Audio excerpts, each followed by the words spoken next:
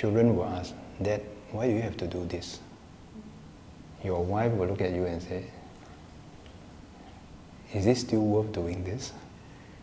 And your mother will look at you and say, why can't I just have you back as a normal son? Right? Previously you talked about how right now in this generation, a lot of the times people make fun of others, especially with memes and all that, and you've had your fair share of those. So how do you personally deal with all this negative online criticism? My wife always tries to encourage me, when people praise you, don't let it get into your head. Don't let it get into your head. When people scold you, mock you, make fun of you, don't let it get into your heart. But we are all humans, right? So there will be disappointment. And I think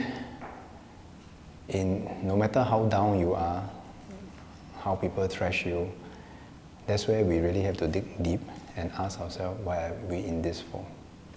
I mean, it can be rather hurtful because your children will ask, Dad, why do you have to do this?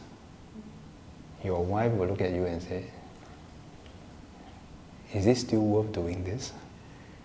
And your mother will look at you and say, why can't I just have you back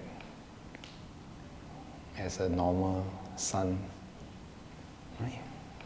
And the question is, why are we here? What drives us to keep going? But surely you have a moment where you think that, yeah, never mind, I just give up. Or throw in a towel. It's just too much. Well, I won't say that there's a moment. There are probably many, many moments. And every time when that moment comes, you have to answer the question anew. What is it? Not so much that what's in it for me. I mean, like some people say, surely you are not here for the pay, right? Surely after SAF you take your saver, you can retire, don't need to do other things, right? Surely you can and want to spend more time with your children who are growing up. Surely with a special needs child, he needs you even more, right? So those moments are not a moment. It comes every now and every now and then you have to refresh